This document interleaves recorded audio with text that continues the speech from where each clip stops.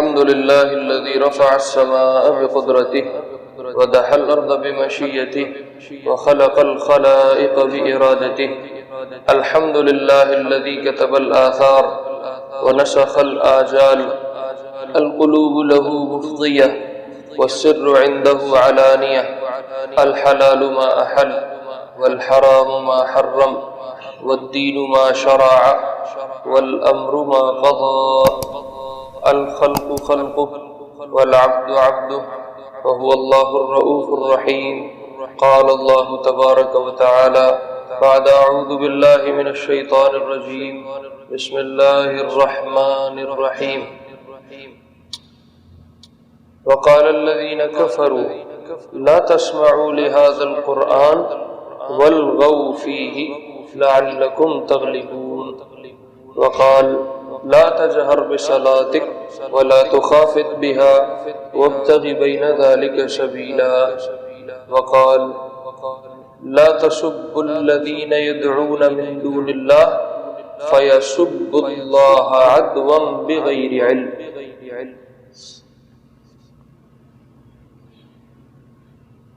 وقال ولا تقولن لشيء إني فاعل ذلك غدا إلا أن يشاء الله واذكر ربك إذا نسيت. وقال النبي صلى الله تبارك وتعالى عليه وسلم لقد أخفت في الله وما يخاف أحد ولقد ذعرت في الله وما يذعر أحد أو كما قال النبي صلى الله تبارك وتعالى عليه وسلم.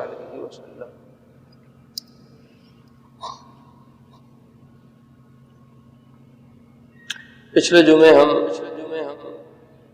ذکر کر رہے تھے کفار کے ان حربوں کا جو انہوں نے حضور علیہ السلام کی دعوت کو روکنے کے لیے اختیار کیے اور مسلمانوں کے ابتدائی زمانے میں ان کی ایک چلنے والی تحریک کو رکاوٹ ڈال کے بند کرنے کی کوشش. ان حربوں کا ذکر کرتے ہوئے میں نے کچھ 6-7 پچھلے جمعے عرض کر دیے تھے. 3-4 اور ہیں وہ اس جمعے انشاءاللہ ہو جائے. ایک رکاوٹ انہوں نے یہ ڈالی کہ انہوں نے اپنے ماتحت جتنے لوگ تھے، غلام تھے، نوکر چاکر تھے، مکے والوں کے، سرداروں کے، انہوں نے ان سے کہنا شروع کیا کہ جب محمد قرآن پڑھتا ہے تو تم آگے چیخو پکار شروع کر دیا کرو، تالیاں پیٹا کرو، سیٹیاں بجایا کرو، تاکہ نہ کوئی بات سن سکے. جب سنے گا کوئی نہیں، اندر نہیں جائے گی تو مانے گا بھی کوئی نہیں. تو اب وہ کیا کرتے تھے؟ ابو جہل نے اپنے غلاموں کو بلا کے کہا اذا قرأ محمد القرآن، جب محمد قرآن پڑھتا ہے صیحوا فی وجہہ، تو اس کے سامنے چیخیں لگایا کرو، تالیاں پیٹا کرو، حتی لا یدری ما یقول، اس کو پتہ ہی نہ چلے یہ کیا کہہ رہا ہے. خود اس کو نہیں پتہ چلے گا تو سننے والے کو کہاں پتہ چلے گا. تو اللہ رب العزت نے اس کو قرآن میں بتایا. وقال الذین کفروا، یہ جو کفر والے لوگ ہیں یہ کہتے ہیں لا تسمعوا لهذا القرآن، یہ قرآن نہ سنا کرو، والغوا فیہ، اور جب یہ شروع ہو تو تم لغو شروع کر دیا کرو، لعلکم تغلبون، تم اس پہ غلبہ پا جاؤ گے، اس کی بات گول ہو جائے گی. ایک یہ حربہ اختیار کیا. ایک حربہ یہ اختیار کیا کہ کھلم کھلا بھرے مجمع میں گالم گلوچ شروع کر. بھرے مجمع میں آپ بیٹھے ہوئے آ کے گالیاں بکنا شروع ہو جائیں. آپ کہیں سے گزر رہے ہیں، راستے میں گالیاں دینا شروع کر دی، برا بھلا کہنا شروع کر دیا. آپ حرم میں کھڑے ہو کے نماز پڑھتے تھے، آپ قرآن کی تلاوت کرتے تھے تو قرآن کو گالیاں، اور قرآن کے لانے والوں کو گالم گلوچ، فرشتوں کو برا بھلا. بند کر دیا، پتہ کرو، دیکھو، دیکھ لو، اور فرشتوں کو گالیاں دینا شروع کر دی، اور خود نازل کرنے والے کو یعنی اللہ تعالیٰ کو برا بھلا کہنا شروع. تو اس طرح کی چیزیں شروع ہو. تو اللہ رب العزت نے پھر یہ آیات نازل فرمائی لا تجہر بصلاتک، جب تم نماز پڑھتے ہو تو زیادہ بلند آواز میں نہ پڑھا. ولا تخافت بها، لیکن اتنی کم بھی نہیں کرنی کہ اپنے آپ کو بھی سنائی نہ دے. وابتغ بین ذلک سبیلا، ان دونوں طرفوں کے درمیان ہو کے چلتے رہو تاکہ نہ یہ سنے اور نہ یہ گالیاں دے. اور ایک جگہ قرآن میں کہا لا تسبوا الذین یدعون من دون اللہ فیسبوا اللہ عدوا بغیر علم، ان کے بناوٹی اور جھوٹے خداؤں کو گالیاں نہ دیا کرو ورنہ یہ بدلے میں تمہارے سچے خدا کو گالیاں دیں. یہ میں آپ کو بتا رہا ہوں کہ انہوں نے اجتماعی طور پہ گالم گلوچ شروع کر دی. فرشتوں کو برا بھلا کہتے تھے، نعوذ باللہ اللہ رب العزت کی ذات کو برا بھلا کہنا شروع کر دیا، جن پہ نازل ہو رہا ہے محمد صلی اللہ علیہ وسلم ان کو بڑے مجمع میں برا بھلا بہت کچھ کہنا شروع ہو گیا. تو ایک یہ طریقہ اختیار کیا. جب یوں کا طریقہ اختیار کیا جاتا ہے تو بندہ ویسے ہی انڈر پریشر ہو جاتا ہے کہ یار میں اب کیا بات کروں، میری تو آگے یہ یوں شروع ہو جاتا ہے. جہاں مجمع میں میں جا کھڑا ہوتا ہوں یہ مجھے گالیاں دینا شروع کر دیتے ہیں. تو ایک عزت دار آدمی کے لیے یہ بہت خطرے کی بات ہے. تو ایک یہ رکاوٹ ڈالی، یہ حربہ اختیار کیا. ایک حربہ یہ اختیار کیا کہ لالچ دینے پہ آگے، مختلف طرح کا لالچ دینا شروع کر دیا. باطل جب بھی آئے گا یاد رکھو اس کا ایک بہت بڑا حربہ لالچ. اور عام سادہ مسلمین عموماً حلال مال ویسے ہی تھوڑا ہوتا ہے، اس میں برکت زیادہ ہوتی تعداد کم ہوتی. حرام میں تعداد بہت زیادہ ہوتی برکت بالکل. تو جو عام سادہ مومنین ہوتے ہیں حلال کما لیا کھا لیا ہینڈ ٹو ماؤتھ لوگ ہوتے ہیں ان کو یہ جلدی چیزیں کھینچ لیتی ہیں. تو باطل ہمیشہ لالچ کے ذریعے آتا ہے. تو انہوں نے لالچ دینے والا راستہ اختیار کیا. عتبہ بن ربیعہ ہے مکے کے بڑے سرداروں کے، بلکہ یوں کہہ لو تمام سرداروں کا بڑا سردار جو تھا عتبہ بن ربیعہ. کہانت کا علم بھی تھا، شعر کا علم بھی تھا، آباء و اجداد کی تاریخ بھی اچھی جانتا تھا، اور اس کے پاس اس طرح کی کافی چیزیں تھیں کہ اس کو لوگ سردار مانتے.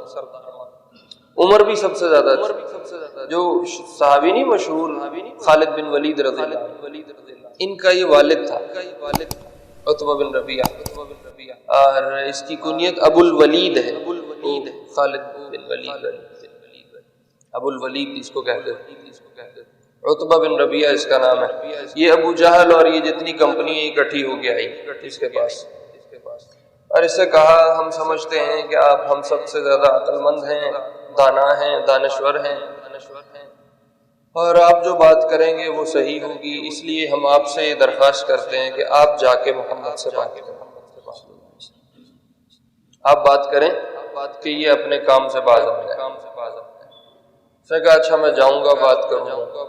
اس نے ایک مضمون سوچا کہ میں جا کے کس طرح محمد صلی اللہ علیہ وسلم سے بات کروں اور کیسے میں ان کو پریشر میں لا کے ان سے اس کام کو روکنے کی کوشش کروں. تو یہ سوچ کے آپ علیہ السلام کے پاس، آپ مسجد میں تھے تشریف یہ آ گیا، اور اس نے آ کے بات چیت شروع کی. تو کہنے لگا محمد صلی اللہ علیہ وسلم یہ بتاؤ جو دین تم لائے ہو یہ بہتر ہے یا جس پہ تمہارا والد عبداللہ تھا وہ بہتر ہے؟ آپ خاموش ہو. اس کا جواب یہی تھا کہ اب جو میں لایا ہوں یہ نئی بات ہے، وہ جو میرا باپ چھوڑ کے گیا جس دین پہ وہ گیا وہ ٹھیک ہوگی، لیکن آپ خاموش ہو گئے کیونکہ یہ جواب ٹھیک نہیں تھا. جس دین کی آپ دعوت دے رہے تھے وہ ٹھیک تھا اور جو والد کا تھا وہ ٹھیک نہیں تھا.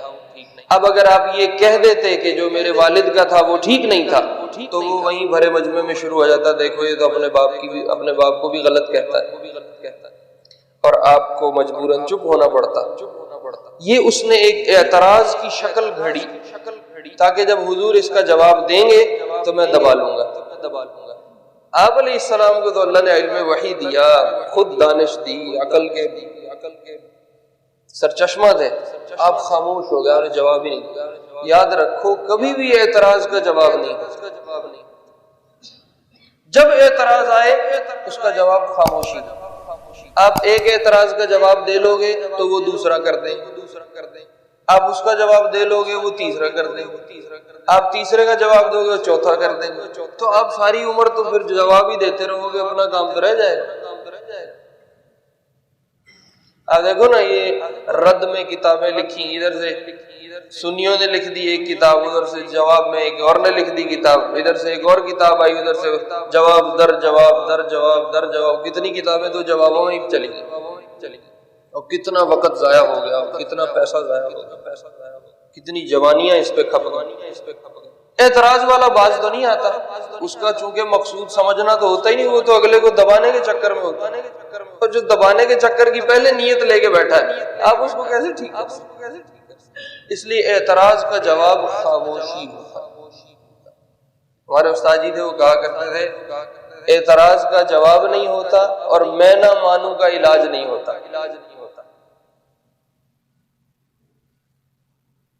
ٹھیک ہے، تو اس نے جب یہ اعتراض کیا، آپ خاموش ہیں، آپ نے کوئی جواب نہیں، تو اس نے کہا اچھا تم باپ کی نہیں کرتے ہو تو مجھے بتاؤ جس دین کی تم دعوت دے رہے ہو یہ بہتر ہے یا جس پہ تمہارا دادا عبد المطلب تھا وہ بہتر ہے؟ اب آپ کہہ دیتے عبد المطلب والا ٹھیک ہے تو پھنس جاتے، اور اگر آپ کہتے کہ نہیں میں ٹھیک ہوں وہ غلط ہے تب بھی پھنس جاتے۔ اعتراض تھا نا، اور مقصود خاموش کروانا تھا، آپ پھر خاموش رہے، کوئی جواب۔ اس نے کہا محمد میری بات سن، میں چند چیزیں تیرے سامنے پیش کرتا ہوں، ان میں سے کوئی بھی قبول کر لے ہم اس کے لیے تیار ہیں، لیکن اپنی اس دعوت سے، اپنی اس بات سے تو باز آ۔ آپ نے فرمایا قل یا ابو الولید، ابو الولید کہو تم کیا کہتے ہو، میں سن رہا ہوں۔ تو اس نے کہا ان کنت انما تريد بما جئت به من هذا الامر مالا جمعنا لك اموالا حتى تكون اكثرنا مالا۔ کہا میری پہلی بات یہ ہے، یہ میں پہلی چیز تجھے دے رہا ہوں، اگر تو اپنی اس دعوت سے اور اپنے اس کام سے مال پیسہ چاہتا ہے تو ہم سارے مل کے تیرے لیے اتنا پیسہ اکٹھا کر دیں گے کہ تو پورے مکے میں سب سے مالدار ہو جائے، تو ہم تجھے مال دینے کو تیار ہیں، لیکن تو اپنی بات چھوڑ دے۔ تو نے ہمارے درمیان تفرقہ ڈال دیا، ہمارے الہوں کو، ہمارے معبودوں کو برا بھلا کہنا شروع کر دیا، ہمارے آبا و اجداد کو تو بے وقوف کہنے لگ گیا، تو اپنی اس بات سے باز آ جا، اگر تجھے مال چاہیے ہم دینے کو تیار۔ آپ خاموش رہے۔ ان كنت تريد به شرفا سودناك علينا حتى لا نقطع امرا دونك، اگر تو اس سے سرداری چاہتا ہے کہ میری کرسی ہو، لوگ میرے پیچھے ہوں اور میں آگے ہوں اور لوگ مجھے اپنا بڑا مانے، تو ہم تجھے اپنا بڑا ماننے کو تیار ہیں، ہم کوئی بھی کام، کوئی بھی قدم تیرے فیصلے کے بغیر نہیں کریں، ہم اس کے لیے بھی تیار۔ یہ باطل کی آفرز ہیں، یہ آج بھی یوں ہی، باطل پیسہ دیتا ہے، باطل سیٹ دکھاتا ہے، اور آج بھی یہ اسی طرح۔ کتنے لوگ قادیانی مرزائی ہو گئے پیسے کے چکر میں، وہ آفر کرتے ہیں جی ہم آپ کو باہر بھیجیں گے، ہم آپ کو ویزا لگوا کے دیتے ہیں، باہر جاب بھی ملے گی، ہمارا جوان تیار ہو جاتا ہے، وہ کہتے ہیں ہم آپ کو نوکری دلوائیں گے، فلاں محکمے میں ڈلوا دیں گے، فلاں جگہ یوں کر دیں گے، ہمارے نوجوان تیار۔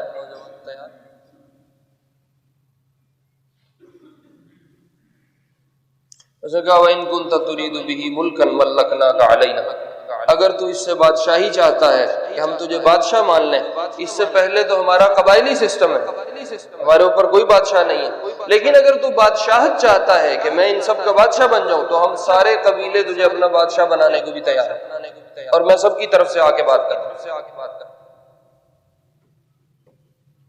اور چوتھی بات یہ ہے وَإِن كَانَ هَذَا الَّذِي يَأْتِيكَ رِئْيًا، اور یہ جو تیرے پہ کبھی کبھی جنون سا آ جاتا ہے، کچھ جن آ کے تیرے پہ سوار ہو جاتا ہے، تو بہکی باتیں کرنا شروع کر دیتا ہے جو یہاں زمین کی نہیں ہوتی، لا تستطيع رده عن نفسك، اور تو سمجھتا ہے کہ میں اس جن کو اپنے آپ سے چھڑا نہیں سکتا اور میں اس سے اپنی جان نہیں بچا سکتا، طلبنا لك الطب، ہم حکیم بلاتے ہیں، ہم معالج بلاتے ہیں، تیرا علاج کرے گا، تیرے اس جن کو ہم بگائیں گے، وَبَذَلْنَا فِيهِ أَمْوَالًا، اور ہم اس پہ خوب مال بھی لگائیں گے کہ کسی طرح تیرا علاج ہو جائے اور تیری یہ بہکی بہکی باتیں ختم ہو جائیں.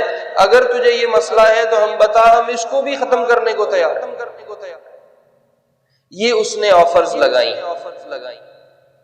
آپ خاموشی سے سنتے رہے. جب اس نے اپنی بات پوری کر لی تو آپ نے کہا ابو الولید اپنی بات کر چکے؟ کہا ہاں یہ میری بات تھی، میں تمہارے آگے رکھ دی ہے، سوچ لو جو تمہیں سمجھ میں آئے، اس میں سے ہم اس کے لیے تیار ہیں. تو آپ نے فرمایا اسمع یا ابو الولید، اب میری سنو، میں نے آپ کی اب تک خاموش ہو کے سنی، ابو الولید اب میری بات سنو. اس نے کہا اچھا سناؤ، لاؤ میں سن رہا ہوں بھتیجے. تو آپ نے بسم اللہ پڑھ کے شروع کی. حامیم تنزیل من الرحمن الرحیم کتاب فصلت آیاتہ قرآنا عربیا لقوم یعلمون بشیرا ونذیرا فأعرض اکثرهم فهم لا يسمعون وقالوا قلوبنا فی اکنہ. اور آپ نے یوں پڑھنا شروع کیا بغیر رکے. جب وہ کلام اللہ جاری ہو اور رسول اللہ کی زبان سے جاری ہو اور پوری تاثیر سے اترا ہوا ہو، وہ دم بخود جیسے ایک دم کوئی چیز کو بریک لگ گئی، اس کا رنگ اڑنا شروع ہوا اور آپ پڑھتے جا رہے ہیں، اس کا رنگ اڑتا جا رہا ہے اور وہ کانپتا جا رہا ہے، پریشان، یہاں تک کہ آپ پہنچے فَإِنْ أَعْرَضُوا فَقُلْ أَنذَرْتُكُمْ صَاعِقَةً مِثْلَ صَاعِقَةِ عَادٍ وَثَمُودَ. ان سے کہو اگر یہ تیری بات نہیں مانیں گے تو ان کا وہی ہم انجام کریں گے جو ہم نے عاد و سمود کا کیا. تو اس نے ایک دم منہ پہ ہاتھ رکھ دیا، کہا محمد تجھے رحم کا واسطہ دیتا ہوں، اس سے آگے نہ بڑھ. جانتے تھے کہ یہ سچ بولتا ہے، اس کی زبان جھوٹ نہیں ہو سکتی. تو انہوں نے منہ پہ ہاتھ رکھ دیا، کہا محمد اس سے آگے نہیں، بس رک جاؤ، میں تمہیں اپنی رشتہ داری کا واسطہ دیتا ہوں. تو کفر لالچ دینے پہ آتا ہے، یہ حربہ بھی آتا ہے. پھر ایک حربہ یہ اختیار کیا کہ جب انہوں نے اپنے بیہودہ سوال رکھے کہ مکے کو زرخیز کر دو اور بستیاں بچھا دو اور آسمان پہ سیڑھی لگاؤ اور اوپر سے لکھوا کے ہمیں مہر لگوا کے لا کے دو وغیرہ وغیرہ، اس طرح کے فضول جاہلانہ سوال کیے، وہ عقل والی باتیں نہیں تھی. تو ان کو خود بھی احساس ہوا کہ ہم نے یہ فضول کام کیا، بونگی ماری ہے. تو اب انہوں نے نضر بن حارث اور عقبہ بن ابی معیط، یہ دو بڑے لوگ ہیں، سردار ہیں، ان کو کہا تم مدینے جاؤ اور وہاں یہود کے علماء ہیں. عیسائی تو ان کی پہنچ میں نہیں تھے، اپروچ سے باہر، وہ روم میں تھے، شام میں تھے، ان کی علاقے سے باہر تھے. تو کہا مدینہ جاؤ، مدینہ میں یہود مل جائیں گے، ان سے جا کے پوچھو کہ ہم محمد کو کیسے روکیں، ان کے پاس آسمانی علم. تو یہ دونوں لوگ مدینہ گئے اور یہود سے مشورہ کیا، ان کے علماء سے، کہ ہمیں بتاؤ ہم اس کو کیسے روکیں، وہ ہم سے رک نہیں رہا اور اس کا روز بروز کام پھیلتا جا رہا ہے. تو یہود نے کہا ان سے ہم تمہیں 3 سوال دیتے ہیں، یہ 3 سوال جا کے اس سے کرو، اگر وہ ان میں سے پہلے 2 کے جواب دے دے تو وہ نبی برحق ہے، چپ کر کے مان جانا، جو وہ کہتا ہے اس کی مان لو، فائدے میں رہو. اور اگر وہ ان کے جواب نہیں دیتا تو پھر وہ مفتری ہے، پھر وہ کذاب ہے، پھر وہ ایسے ہی مار رہا ہے، پھر اس کی ماننے کی کوئی ضرورت نہیں. تو نے کہا بتاؤ. کہا ایک سوال اصحاب کہف کا کرو جا کے، وہ جو غار میں نوجوان گئے تھے اور جا کے وہاں چھپے تھے اور سوئے تھے، اور ان کی کیا کہانیاں پوچھو ان سے. دوسرا ذوالقرنین کے بارے میں پتہ کرو کہ وہ کون تھا جو مشرق سے مغرب تک اپنی بادشاہت بچھا گیا اور سارے لوگ اس کے حکم کے ماتحت ہو گئے اور اس نے ہر طرف اپنا ڈنکا بچایا. اس بادشاہ کی کہانی پیچھے چلتی آ رہی تھی لیکن وہ کون تھا پوری کہانی پتہ کسی کو بھی نہیں تھی. کہا اس کا پتہ. اور تیسری بات روح کے بارے میں پوچھو، روح کیا چیز. یسألونک عن الروح، یہ روح کیا ہے پتہ کرو. قل الروح من امر اللہ، پھر آیات نازل ہوئی اس میں. تو یہ 3 سوال آ کے انہوں نے حضور سے کیے. تو آپ نے ایک کا جواب، آپ جب انہوں نے سوال کیا آپ نے کہا کہ میں تمہیں کل بتاؤں گا، کیونکہ آپ کے پاس کوئی علم تو تھا نہیں اس وقت، وحی سے کچھ بھی نہیں پتا تھا. تو آپ نے فرمایا کل تک کوئی اس بارے میں وحی آ جائے گی تو میں ان کو کل بتا دوں گا. آپ نے کہا مجھے 1 دن کا وقت دو، میں تمہیں کل اس کے بارے میں ساری بات سب بتا دوں گا کہ یہ کون لوگ تھے اور یہ کیا تھے. کہا ٹھیک ہے، اور آپ ساتھ میں انشاءاللہ کہنا بھول گئے. تو وہ وحی رک گئی. اب پریشر مکے میں بلڈ ہو رہا ہے ڈیولپ ہو رہا ہے کہ جی اس سے ہم نے سوال پوچھے تھے یہ تو جواب نہیں دے سکا، ہم جیت گئے یہ ہار گیا، اور محفلیں شروع ہو گئیں اور اس پہ بڑے نعرے بازی شروع ہو گئی۔ کچھ دن تک وحی نہیں آئی، پھر یہ وحی نازل ہوئی لا تقولن لشیء انی فاعل ذلک غدا، جب بھی کوئی بات کرنے کا کہو تو ساتھ انشاءاللہ کہا کرو، الا ان یشاء اللہ واذکر ربک اذا نسیت، اگر انشاءاللہ کہنا بھول جائے تو جب یاد آئے اس وقت کہہ دیا کرو انشاءاللہ۔ ابن عباس رضی اللہ عنہ فرمایا کرتے تھے 50 سال بعد بھی کسی کو یاد آئے تو وہ انشاءاللہ ضرور کہے، وَاذْكُرْ رَبَّكَ إِذَا نَسِيتَ۔ تو آپ نے ان کے جواب دے دیے، جب جواب دے دیے تو اب یہ بات بھی غلط ہوگی، تو آخر میں ایک راستہ بچتا ہے باطل کے پاس، جب اس کے سارے حربے ختم ہو جاتے ہیں کہ وہ تشدد پہ آ جاتا ہے۔ تو اب مکے والوں نے تشدد شروع کیا، خود حضور کی ذات پہ بھی تشدد ہوا، لہو لہان ہوئے، زخمی ہوئے، اور جو آپ کے ماننے والے تھے ان پہ بھی بہت تشدد۔ 2-4 منٹ بعد اوپر چلی جائے گی، یہ قصہ ذہن میں آ گیا وہ سنا دیتے ہیں۔ تشدد بہت زیادہ کیا پھر انہوں نے، میں نے کچھ کا قصہ ذکر کر بھی دیا، بلال کا، خباب بن الارض کا، بہت سارے صحابہ، خود قریشی وہ نوجوان جو آپ کی ماننے لگ گئے تھے ان پہ ظلم شروع۔ جب آپ تھے نا ارقم رضی اللہ عنہ کے گھر میں، دار ارقم میں، تو حضرت ابوبکر، اور دعوت ابھی عام نہیں تھی، اعلاناً شروع نہیں کی تھی، چھپ چھپا کے کام ہو رہا تھا، تو حضرت ابوبکر بار بار آپ کے پاس آتے تھے، یا رسول اللہ اگر آپ اجازت دیں تو ہم اعلان کریں اور ہم ان سب کو سنائیں کہ ہم کلمے والے ہیں اور ہم اللہ کو ایک مانتے ہیں اور ان کے سارے الہ غلط ہیں۔ حضرت ابوبکر بہت بہادر انسان، اتنے بڑے مجمع کی ٹکر لینا آسان تو نہیں، تو بار بار یہ کہتے تھے یا رسول اللہ آپ اجازت دیں، آپ کہتے تھے ہم ابھی تھوڑے، ابھی رک جاؤ، کچھ دن اور ٹھہر جاؤ، پھر کوئی مسلمان ہوتا تھا حضرت ابوبکر پھر آ جاتے تھے یا رسول اللہ اجازت دو ہم نکل کے اعلان کریں، آپ فرماتے تھے ابھی ہم تھوڑے ہیں، ٹھہر جاؤ۔ تو ایک دن حضرت ابوبکر اپنی بات پہ غالب آئے، آپ نے کہا اچھا بھائی دیکھ لو، تو حضرت ابوبکر ایک مسلمانوں کے مجمع کو لے کے مکے کی گلی میں نکلے اور اونچی آواز سے اشہد ان لا الہ الا اللہ واشہد ان محمد عبدہ ورسولہ، جا کے نعرے لگاتے گزر رہے تھے۔ تو وہاں سرداروں کی ایک مجلس لگی ہوئی، اس پہ پہنچ گئے اور اس پہ پہنچ کے کھڑے ہو کے زور سے آواز لگائی اشہد ان لا الہ الا اللہ واشہد ان محمد عبدہ ورسولہ، تو وہ ایک دم سارے سردار حضرت ابوبکر پہ حملہ ہو۔ حدیث کے الفاظ ہیں جیسے بھوکے کسی پیالے پہ ٹوٹتے ہیں، اس طرح وہ سب ایک دم حضرت ابوبکر پہ ٹوٹتے ہیں۔ حضرت ابوبکر کو مارنا شروع کیا اور اتنا مارا کہ یوں سر کے بالوں کو ہاتھ لگاتے تھے تو پورے بالوں کا گچھا اتر کے ہاتھ میں آ جاتا، سر اتنا مار نرم کر دیا۔ اور ان مارنے والوں میں عتبہ بن ربیعہ بھی تھا، جس کی میں نے بھی آپ کو بات سنائی۔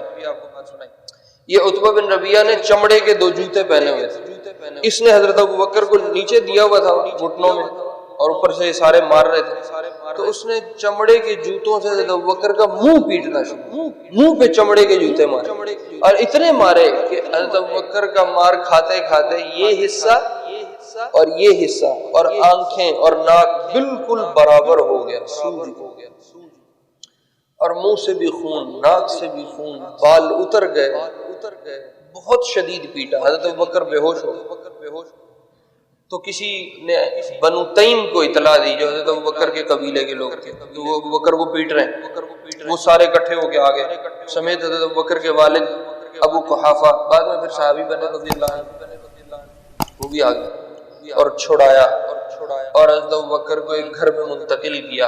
اب حضرت ابوبکر بے ہوش ہے اور یہ منتقل کر کے واپس حرم میں آئے، انہوں نے آگے کہا واللہ لنقتلن عتبہ ان مات ابو بکر، اگر ابو بکر آج مر گیا تو ہم بدلے میں عتبہ کو نہیں چھوڑیں، اور تلواریں نکل آئیں اور ایک مجمع لگ گیا، بلبلی مچ گئی۔ ابو قحافہ جو تھے یہ حضرت ابو بکر کے والد ہیں، یہ کوشش میں تھے کہ کسی طرح ابو بکر کو ہوش آ جائے، اور ان کے علاج کے لیے اور جو کر سکتے تھے اس وقت جو صورتیں تھیں وہ اختیار کی۔ حضرت ابو بکر کو سارا دن ہوش نہیں آیا، شام کو نا یہ اپنی کوششیں کر کے چلے گئے کہ اب یہ اس کو ہوش آئے گی تو آ جائے گی. حضرت ابوبکر کی والدہ ہیں ام خیر رضی اللہ عنہ، وہ حضرت ابوبکر کے سرہانے بیٹھے اور کبھی دبا رہی ہیں کبھی مالش کر رہی ہیں کہ کسی طرح اسے ہوش آئے. شام کو کہیں جا کے حضرت ابوبکر کو ہوش آئے. ہوش آتے ہی حضرت ابوبکر نے کہا ما فعل رسول اللہ کا کیا بنا؟ ان کو کسی نے کچھ کہا تو نہیں میرے اس کام کی وجہ سے؟ تو ام خیر نے کہا مجھے تو نہیں پتا، اور کھانے کو کچھ دیا کہ یہ تم کچھ کھا لو، تم سارا دن بھوک بھی ہے اور اوپر تمہاری یہ حالت بھی. تو حضرت ابوبکر فرمانے لگے واللہ لا اذوق طعاما ولا اشرب شرابا حتی ادری ما فعل رسول اللہ. اللہ کی قسم نہ کھاؤں گا نہ پیوں گا یہاں تک کہ مجھے پتہ نہ چلے کہ محمد کا کیا بنا، رسول اللہ کے ساتھ کیا کیا انہوں نے. تو انہوں نے کہا مجھے تو پتہ ہی نہیں اس کا کیا بنا، وہ ہے کہاں ہمیں تو یہ بھی نہیں خبر. حضرت عمر رضی اللہ عنہ کی بہن ہے ام جمیل، ان کا نام ہے فاطمہ.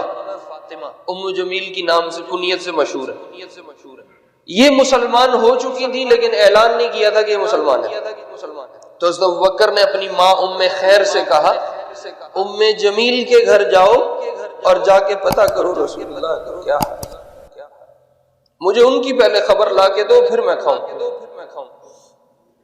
تو ام خیر وہاں سے نکلی اور ام جمیل کے پاس آئی اور ام جمیل سے کہا کہ ابوبکر میرے بیٹے کو مار مار کے انہوں نے یہ حال کیا ہے اور اب مجھے ہوش آئی ہے اور وہ کہہ رہے ہیں مجھے رسول اللہ کی خبر لا کے دو، تو اس نے مجھے تمہارے پاس بھیجا ہے.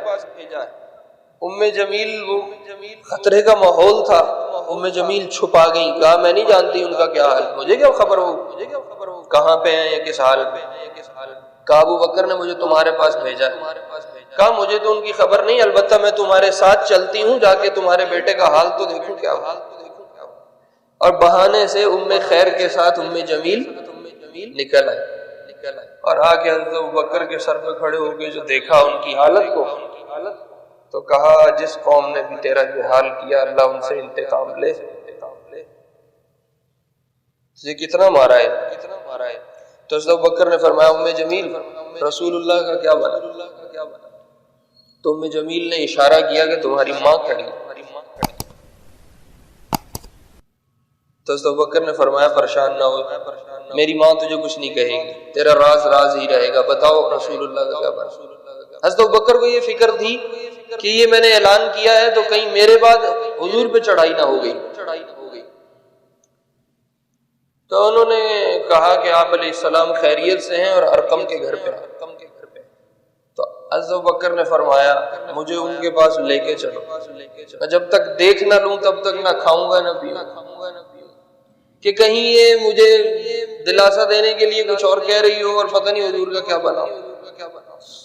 تو ام جمیل اور ام خیر کے کندھوں پہ سوار ہو کے گھسٹتی ہوئی ٹانگوں کے ساتھ حضرت ابوبکر رضی اللہ عنہ اپنے گھر سے ارقم کے گھر پہ آئے. تو ایک دم جب آپ نے دیکھا اب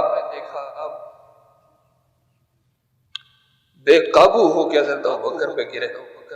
حضرت ابوبکر کو سینے سے لگایا اور بہت رو زارو قطار. اب دیکھو یہ حال کیسا ہے اور اس پہ اب ہونا کیا چاہیے.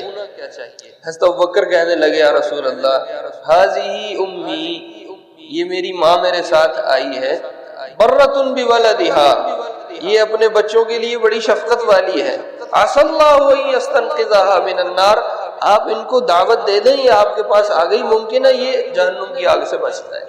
حالت دیکھو کیا ہے اور آگے ابوبکر کی سوچ اور فکر دیکھو کیا ہے. تو آپ حضرت کی والدہ کی طرف متوجہ ہوئے اور ان کو دعوت دی. وہ اسی وقت کلمہ پڑھ کے ام خیر مسلمان. تو ایک حربہ یہ اختیار کیا قریش نے کہ تشدد، جسمانی تشدد پہ آ گئے اور ایک پروپیگنڈا شروع کیا، مسلمانوں کا تعاقب شروع کیا. مسلمان تنگ آ کے ہجرت کر گئے، حبشہ کی طرف چلے گئے. تو یہ کفار پیچھے ان تک بھی پہنچے. اگلے جمعے ہم انشاءاللہ ذکر کریں گے ہجرت حبشہ کو. اللہ رب العزت کہے سننے پہ عمل کی توفیق دے. سمجھ